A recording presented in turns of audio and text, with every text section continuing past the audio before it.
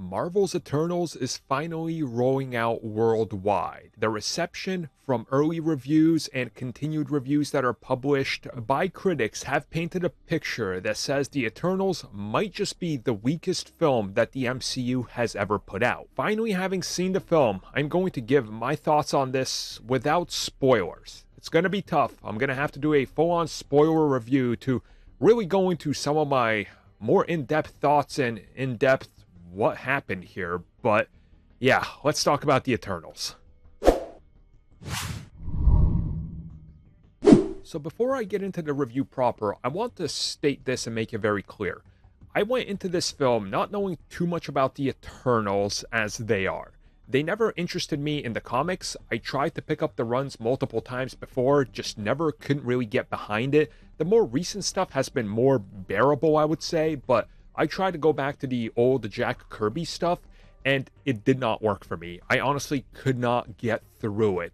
It did not click with me. So I hoped that this film would be able to remedy that. And to some degree, it does. To a larger degree, it doesn't. And I don't like saying that because I really don't want to jump on and seem like I'm being part of the bandwagon that says I hated this film and it's bad, because I don't think it is. I have to watch it a couple more times. This is going to be one of those films that I have to watch to see how much I can get out of it upon repeated viewings. It's not like Shang-Chi, where, for example, I saw it, and the film does exactly what I wanted to, and more, and it ends up going into my top MCU films. It's not like that. This film has a little bit more going on. There's some stuff in here that I think once you know it's coming, once you rewatch it, you're going to have to kind of analyze it from a different angle and try to see what they're doing. I will say, the parts I did like, though, are the characters. I did like what they were doing with them. I like that we get to understand each character, and honestly, I wanted more time with them. I feel like that there is a lot here to explore with who these characters are, the world they come from, and the world that they are a part of that we unfortunately don't get to see a lot of. For so much hype up of this is the history, it's the Celestials, it's the Eternals, their home world, the aliens, there's not a whole lot of that here. More time is spent exploring these characters, doing things that I don't want to spoil, that I don't think will interest many people. There's almost this whiplash effect. If you watch Marvel Studios films, you're going to get to this one, and suddenly there is like a hard switch that just hits, and everything just comes to a screeching halt and then goes in a different direction. Again, you're going to have to see the film for yourself to understand what I'm saying, and I can't explain it with spoilers. Now, everything I just said isn't necessarily a negative, but I don't think it all works in terms of what the MCU is.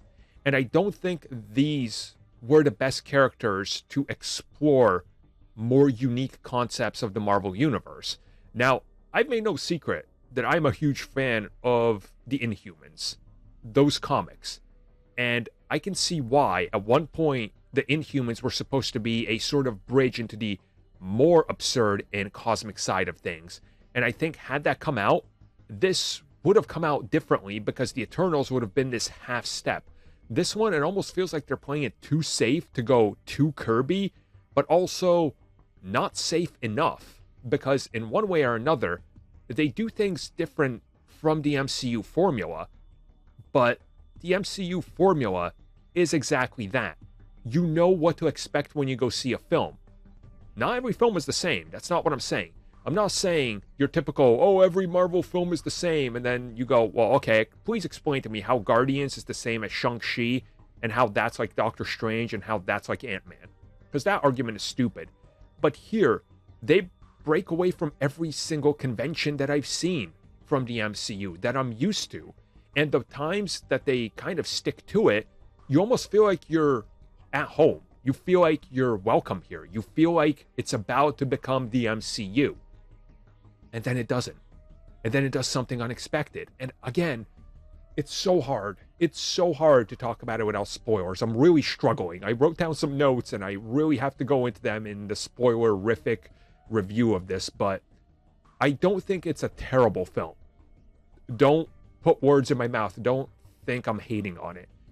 I just think it's not the film people expect. And it's certainly not the film that I built up in my head that I expected due to the interviews, due to what they were saying, due to what we were getting, due to them hyping up how this is the Marvel Universe history rewritten and how it's going to change everything forever. We get a little bit of that, but it feels like a half step. It feels like a safe step. The unsafe steps feel like they didn't need to be this. They could have been, back to formula, if you will. Look, you can probably tell by the tone of my voice, I'm struggling to explain this film.